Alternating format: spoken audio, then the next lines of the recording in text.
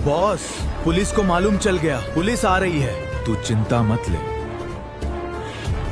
जल्दी माल ट्रक में डालो रे बॉस, पुलिस आ रही है।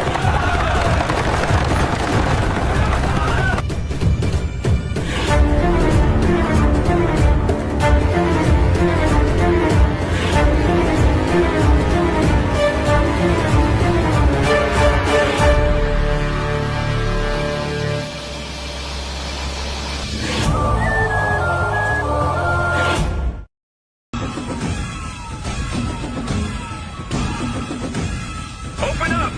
Police! Drop the weapons!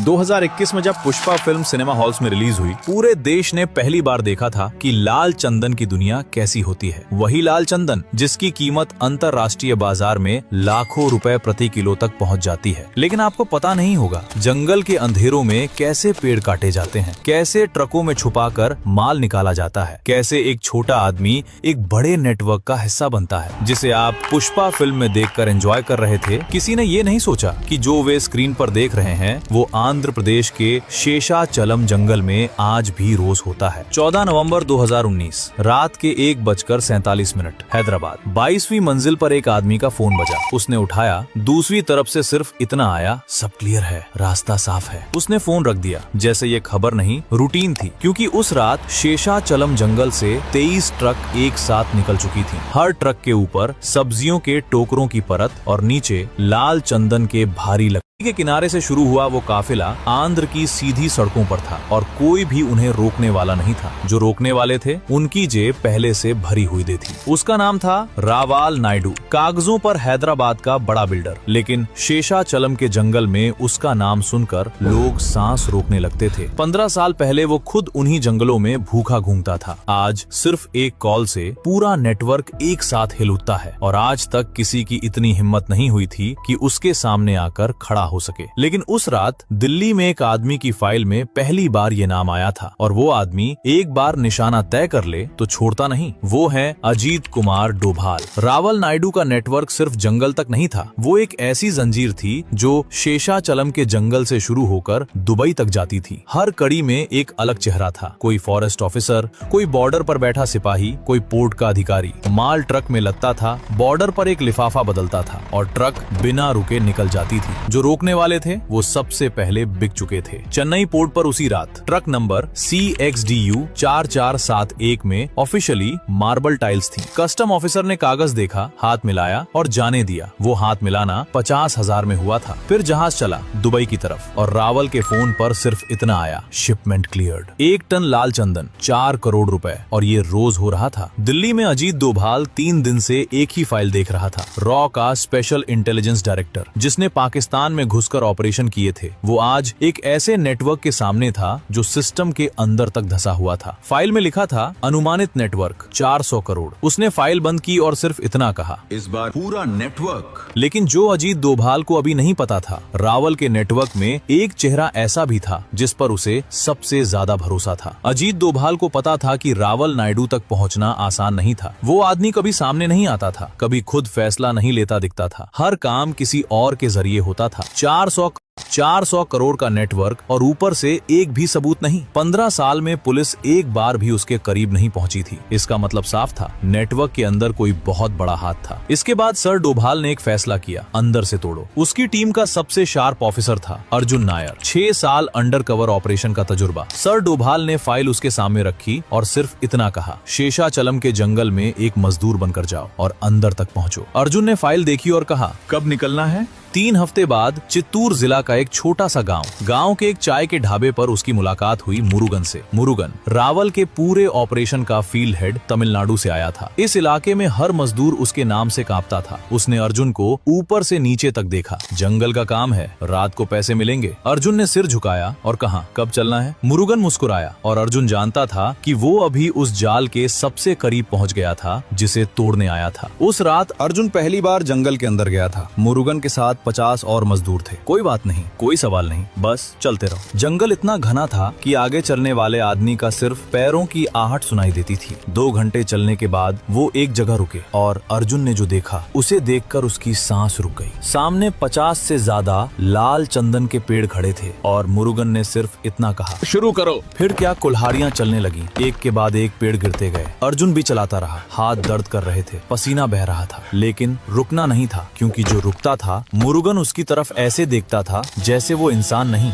बस एक काम का औजार है जो खराब हो गया। 3 घंटे में काम खत्म हुआ। लाल चंदन की लकड़ियों को काटकर बांधा गया ट्रकों तक पहुंचाए गए और सुबह होने से ठीक पहले सब वापस अर्जुन के हाथ में लिफाफा आया 50,000। उसने पैसे लिए और चुप रहा, लेकिन उस रात उसने एक चीज नोट की थी, ट्रक जिस रास्ते से गई थी वो सरकारी नक्शे पर थी ही नहीं। कोई बनाता है ऐसे रास्ते, और वो कोई मुरुगन नहीं था। अगले 10 दिन अर्जुन उस नेटवर्क के अंदर धंसता गया। उसने देखा कि हर ट्रक पर एक नंबर होता था। वो नंबर बॉर्डर पर एक खास आदमी को व्हाट्सएप होता था। वो आदमी सिर्फ एक वर्ड रिप्लाई करता था, ओके, और ट्रक बिना रुके निकल जाती थी। अर्जुन समझ गया ये सिर्फ तस्करी नहीं थी, ये एक पूरी नेटवर्क था जो रावल नायडू के लिए काम कर रहा था। लेकिन ठीक उसी रात दिल्ली में सर डोभाल के पास एक खबर आई जिसने उसके पैरों तले जमीन खिसका दी। किसी ने अर्जुन की असली पहचान लीक कर दी थी और वो खबर सबसे पहले रावल नायडू तक पहुंची थी। अर्जुन को अभी तक कुछ नहीं पता था। रावल नायडू के पास जब अर्जुन की असली पहचान पहुंची, उसने एक भी सेकंड बर्बाद नहीं किया। उसने मुरुगन को सिर्फ इतना कहा, उसे जंगल से बाहर मत निकलने देना। उस रात अर्जुन जंगल में था, काम खत्म हो चुका था, मजदूर वापस जा रहे थे, लेकिन अर्जुन ने महसूस किया कि आज कुछ अलग था। मुरुगन के 2 आदमी उसके पीछे चल रहे थे, थोड़ी दूरी पर, लेकिन नजर उस पर टिकी थी। अर्जुन ने चाल नहीं बदली, चेहरे पर कोई एहसास नहीं आने दिया, लेकिन अंदर से वो जानता था वक्त बहुत कम बचा था। जंगल के बीच एक मोड़ आया। अंधेरा इतना गहरा था कि 10 कदम आगे कुछ नहीं दिखता था। अर्जुन ने वो मोड़ लिया और तेजी से पेड़ों के पीछे हो गया। 3 घंटे वो जंगल में छुपा रहा, भूखा, अकेला और एक ही सोच के साथ, किसी तरह सर डोभाल तक खबर पहुंचानी है। लेकिन उसका फोन मुरुगन के आदमियों ने पहले ही ले लिया था। सुबह के 4 बजे अर्जुन जंगल से बाहर निकला, पास के एक ढाबे पर गया, मालिक को देखा, आंखों से इशारा किया। ढाबे वाले ने चुपचाप एक पुराना फोन उसके हाथ में रख दिया। अर्जुन ने सर डोभाल को कॉल किया। अर्जुन ने सिर्फ इतना कहा, मेरी पहचान खुल गई है, लेकिन मुझे वो मिल गया जो चाहिए था। दूसरी तरफ से सर डोभाल ने पूछा, क्या मिला? वो रास्ता जो नक्शे पर नहीं है, और वो नाम कीर्तन जो किसी फाइल में नहीं है। सर डोभाल चुप हो गया, क्योंकि वो नाम सुनकर उसकी सांस रुक गई थी। वो नाम किसी मामूली नेता का नहीं था, वो नाम उस आदमी का था जो हर महीने सर डोभाल की अपनी टीम की मीटिंग में बैठता था। धोखा बाहर से नहीं आया था, वो हमेशा से अनडेंडर्ड था। कर्नल प्रताप सिंह, सर डोभाल की अपनी टीम का आदमी, 12 साल साथ काम किया था, हर मीटिंग में बैठता था, हर ऑपरेशन की डिटेल जानता था। यही वो इंसान था जिसने अर्जुन की पहचान रावल तक पहुंचाई थी। 15 साल की नौकरी में पहली बार सर डोभाल को समझ आया, दुश्मन हमेशा बाहर नहीं होता। लेकिन अभी प्रताप को पता नहीं था कि राज खुल चुका है। सर डोभाल ने यही अपनी सबसे बड़ी चाल बनाई। उसने प्रताप को बुलाया, सामान्य मीटिंग की तरह, चाय मंगवाई, फाइलें खोली और बीच बातचीत में एक झूठी खबर दी। अर्जुन कल सुबह चित्तूर पहुंच रहा है, नया सबूत लेकर। प्रताप का चेहरा एक पल के लिए बदला, लेकिन सर डोभाल ने देख लिया। उसी रात प्रताप का फोन रावल तक गया और रावल ने मुरुगन को आदेश दिया, चित्तूर में जो भी आए पारे रोक लो। लेकिन चित्तूर में अर्जुन नहीं था, सर डोभाल की टीम थी, पूरी तरह तैयार, जाल बिछ चुका था, अब बस एक कदम और बाकी था। चित्तूर रात के 11:47। अजीत डोभाल की टीम 3 अलग अलग जगहों पर तैनात थी। कोई वर्दी नहीं, कोई सरकारी गाड़ी नहीं, बस साधारण कपड़े और आंखें जो हर तरफ थीं। रावल के 4 आदमी उस रास्ते पर आए जहां अर्जुन को आना था और सीधे जाल में फंस गए। 4 मिनट में सब खत्म। उन तारों से पूछताछ में एक और नाम निकला, मंत्री दिनेश वर्मा, आंध्र प्रदेश का वन मंत्री। वही आदमी जो हर साल शेषाचलम जंगल बचाने के भाषण देता था, वही आदमी जिसकी गाड़ी पर जंगल संरक्षण का स्टिकर लगा था। पिछले 7 सालों से रावल के हर ट्रक को सेफ पैसेज देता आ रहा था। हर महीने 50 लाख रुपए सीधे उसके बेनामी खाते में। सर डोभाल के हाथ में अब 3 चीजें थी, प्रताप का कबूलनामा, मंत्री के खाते की डिटेल और वो रास्ता जो नक्शे पर नहीं था। उसने अर्जुन को कॉल किया, अब सीधे रावल तक चलते हैं। अर्जुन ने सिर्फ इतना पूछा, कब?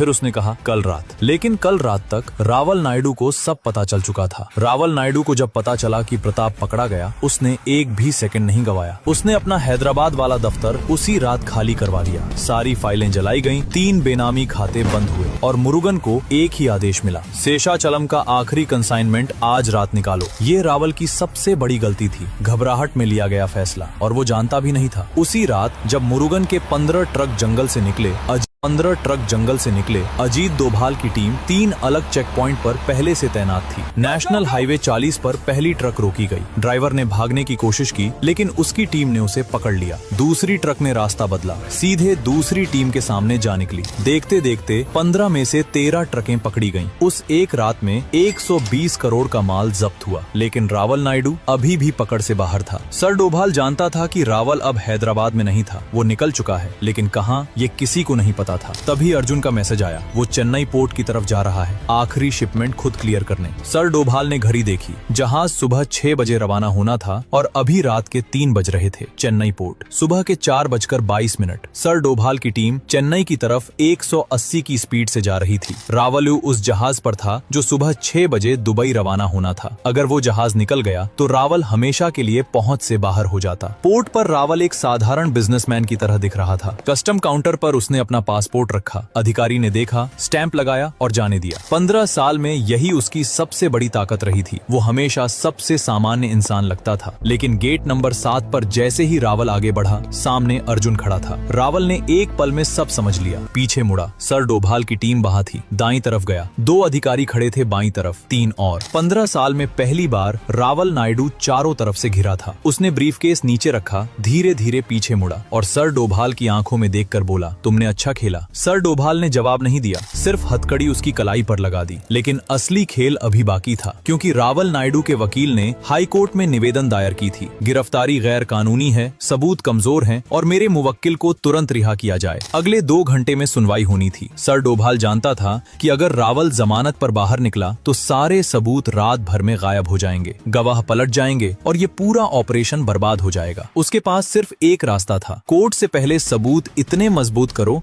कि जमानत की कोई गुंजाइश न बचे। अर्जुन उस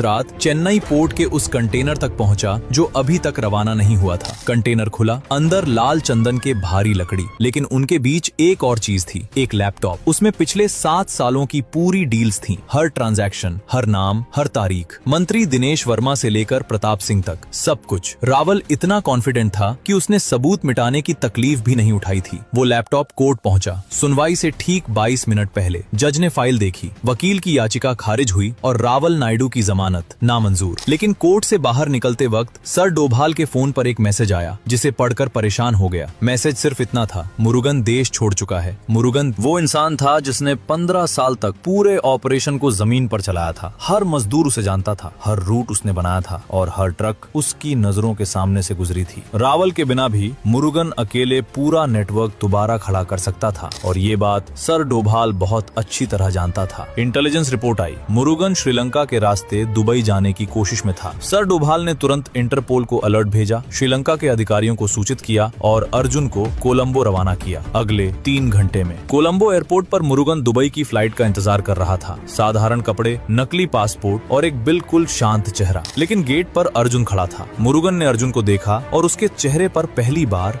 डर दिखा। अर्जुन ने सिर्फ इतना कहा, खेल खत्म, रावल का साम्राज्य गिर चुका था। लेकिन इस पूरी कहानी का सबसे बड़ा सच अभी सामने आना बाकी था। रावल नायडू की गिरफ्तारी के बाद जो सच सामने आया वो किसी को उम्मीद नहीं थी। उस लैपटॉप में सिर्फ डील्स नहीं थी, उसमें वो नाम थे जिन्हें देखकर पूरी दिल्ली हिल गई। 3 राज्यों के वन मंत्री, 2 आईपीएस अधिकारी, एक केंद्रीय मंत्रालय का बाबू जो हर साल लाल चंदन संरक्षण की रिपोर्ट खुद लिखता था। जो लोग जंगल बचाने का दावा करते थे वही इसे लूट रहे थे। अदालत में जब ये सब पेश हुआ, रावल के वकील ने एक आखिरी दांव चला। रावल सरकारी गवाह बनने को तैयार है, उसकी गवाह बनने को तैयार है। उसके बदले में नरमी मांगी गई। सर डोभाल ने सिर्फ इतना कहा, उसके गवाही की जरूरत नहीं, सबूत काफी हैं। अदालत ने रावल नायडू को 25 साल की सजा सुनाई, मुरुगन को 18 साल, मंत्री दिनेश वर्मा को 12 साल और प्रताप सिंह, जिस पर सर डोभाल को सबसे ज्यादा भरोसा था, उसे सरकारी सेवा से बर्खास्त करके 15 साल की सजा मिली। लेकिन शेषाचलम के जंगल में जो हुआ उसका जख्म इतनी जल्दी नहीं भरता। पिछले 20 सालों में आंध्र प्रदेश में लाल चंदन के पेड़ों की संख्या 50% कम हो चुकी है। जो जंगल कभी घना था, आज उसमें कटे हुए ठूंठों की कतारें हैं। हर ठूंठ एक ऐसे पेड़ की निशानी है जो दोबारा नहीं उगेगा। रावल पकड़ा गया, लेकिन जंगल वापस नहीं आया। आज भी शेषाचलम के जंगल में रात को आवाजें आती हैं। वन विभाग के अधिकारी कहते हैं कि तस्करी अभी पूरी तरह बंद नहीं हुई। नेटवर्क टूटा जरूर, लेकिन छोटे छोटे गिरोह अभी भी सक्रिय हैं। हर रात कहीं न कहीं एक कुल्हाड़ी चलती है। हर रात